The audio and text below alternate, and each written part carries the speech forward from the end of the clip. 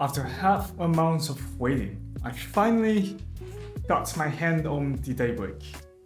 It's literally sold out everywhere, so I had to grab one from Amazon US and send it all the way back to China.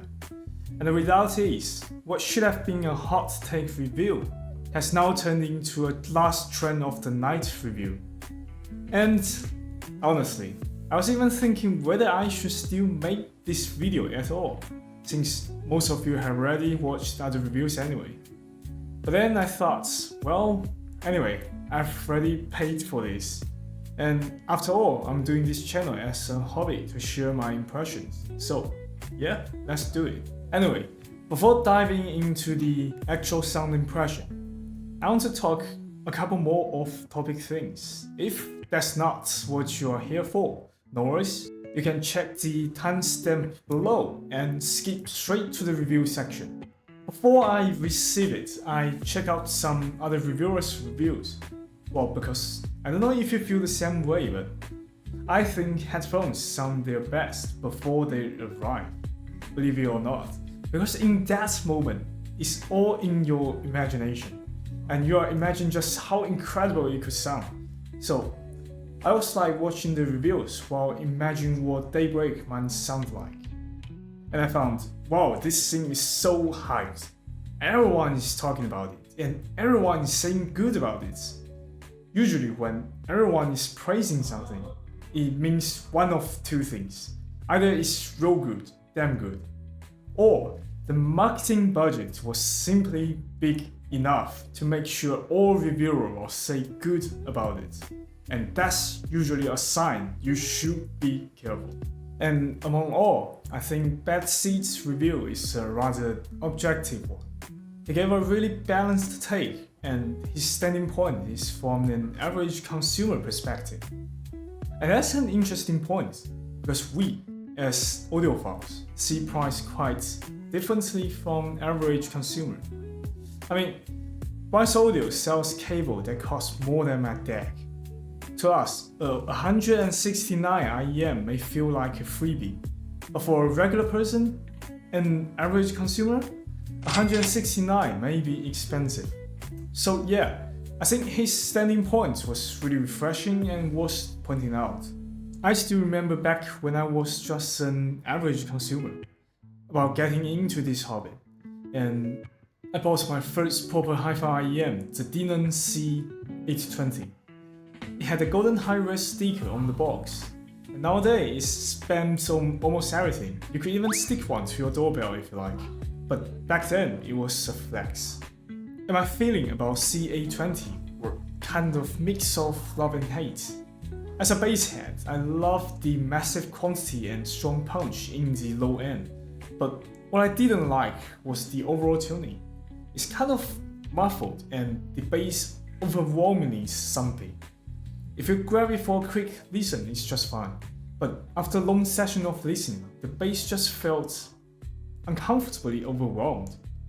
Anyway, that was what 169 buys you back then.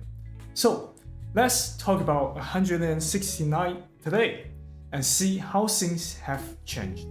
Inside the box, you get 3 pairs of ear tips and a silver-plated copper cable. What I really like about the stock cable is the modular design. You can swap between 3.5mm and 4.4mm plugs. Another little detail I really appreciate is that the connector here is with a short step, together with a recessed socket on the Daybreak. That way the connector locks in firmly, and you don't have to worry about side pressure bending the pins. The cable itself feels quite good, with a solid metal splitter, which is a plus.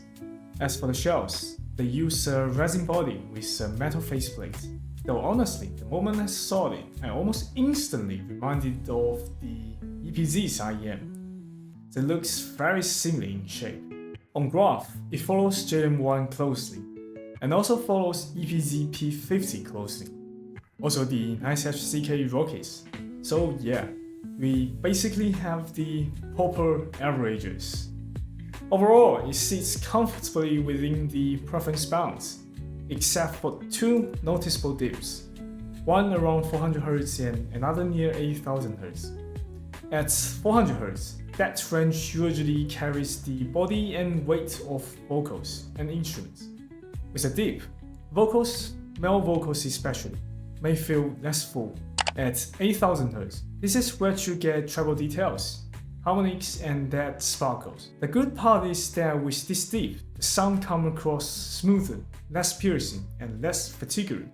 But on the flip side, treble instruments like cymbals, string overtones, or vocals articulation might not sound as sharp.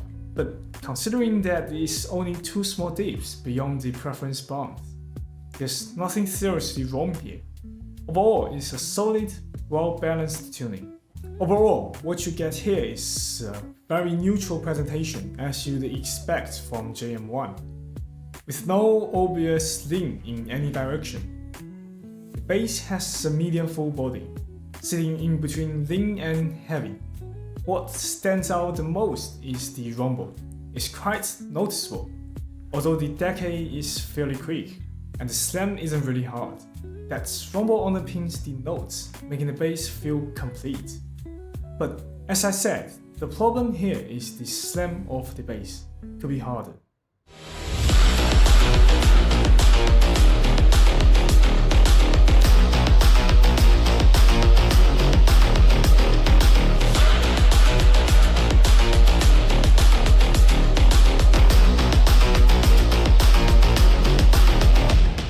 Vocals follow the same neutral approach.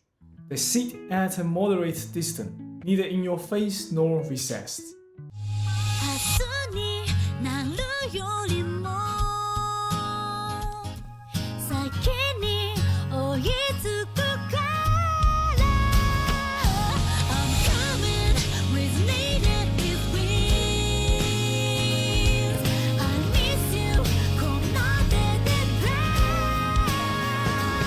When you switch over to concertos or some purely instrumental arrangements, nothing feels overly emphasized. Bass doesn't overshadow strings, vice versa.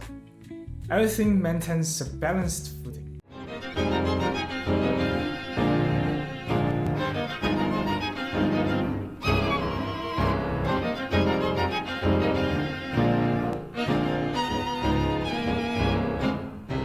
For the treble, also what you'd expect from JM1 tuning, a natural roll-off with no special emphasis. Overall, it's smooth, very easy on the ears. But personally, I feel like when vocals extend upwards into the upper mids and treble, there's just a touch of gain missing. I feel the treble is capable of going higher, or it would be great if it's brighter so that it feels more open. But it just holds back. The extension stops at a certain height. Night and day, night and day,